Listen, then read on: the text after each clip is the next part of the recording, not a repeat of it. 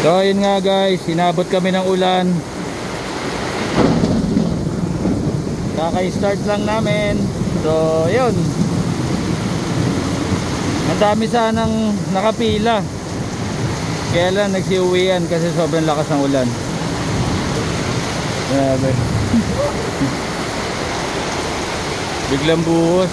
Ang aga eh, ang aga pa eh, alas 5 pa lang. Hello.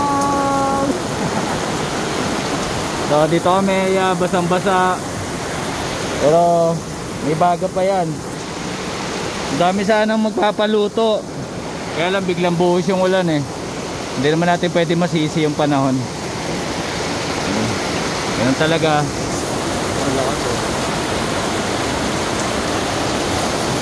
Okay lang yan. Saktong magre-rest day pa naman kami bukas. Papaubos namin. Ang dami nakapila kanina. Ito nga pinakyaw na oh. Ubos na. Ito konti na lang. Kaya lang biglang bumuhos yung malakas na ulan. Yan talaga, lakas ng agos.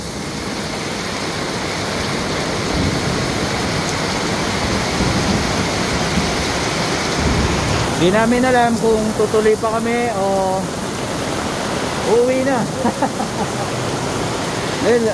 Grabe yung visibility, lumalabo eh oh. Grabe. Pwede pa rin tayo kasi hindi tayo makakaligpit. Oo, sa bagay. Laban pa rin kami kasi hindi pa rin kami makakapagligpit.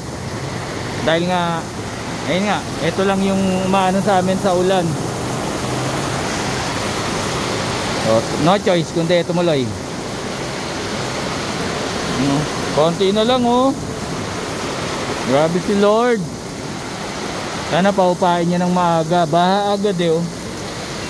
Baha agad.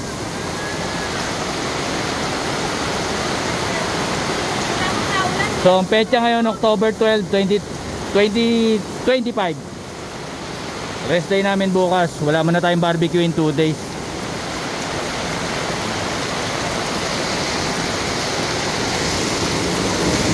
Bago pa nga lang kami mag-open, may nakapila na eh. Siyempre nagmadali kami. Tapos biglang biglang tumodo yung ulan. Ayun, cancel. Nagtakbuhan yung mga buyer ng teteng.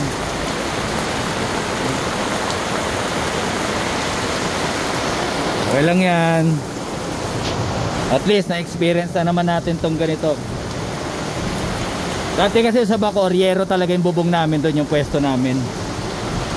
Kaya lang dito kasi eto lang yung malaking payong na to. Kaya nakakapagtinda pa rin kami doon kahit maulan. Dito pag umulan talagang wala po makapagbenta ka. Yun. Lakas. Ay! Amazing! Barley! Ayan oh. Konti na lang eh. Bosa dapat yan.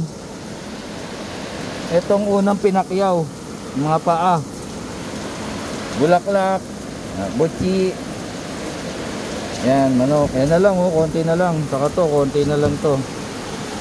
Saka to, barbecue. Ito yung pinaka-fast moving sa lahat. Yan. Bahala na si Lord kung papatinday niya kami. Maaga pa naman eh. Magpa 5:30 pa lang ata. Grabe. So hanggang dito lang muna. Barbecue update no. Doon lakas. Grabe. Okay ka lang mami. Yeah. Enjoyin ang ulan kaysa labanan. Yakapin mo ang ulan.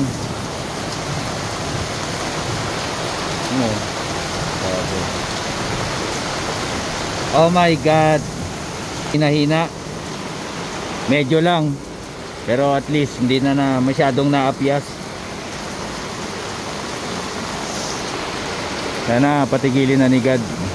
Hindi lang naman para sa amin, para din sa mga maapektuhan ng ganitong kalakas na ulan, no? Lakas.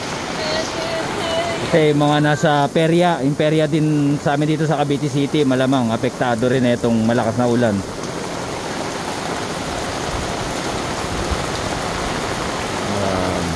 Woo!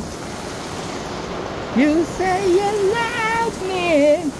Tapos si kanina, napatakbo pa kanina dahil yung mga sinampay namin. Kasi nga tirik talaga ng ano. Nabasa din. Ang tirik talaga ng araw kanina, mga hanggang alas 2, alas 3. Eto ang tuwa kami. Ayos, sarap magbenta. Para hanggang alas 10 ulit sana kami. Kaya lang ngayon, nakapila yung mga plato-plato ni Sian, daming order. Biglang bumuhos yung ulan. So, ganun talaga. Ayan guys, tumutuloy yung aming payong. Hindi ko alam kung butas ba to o anong problema.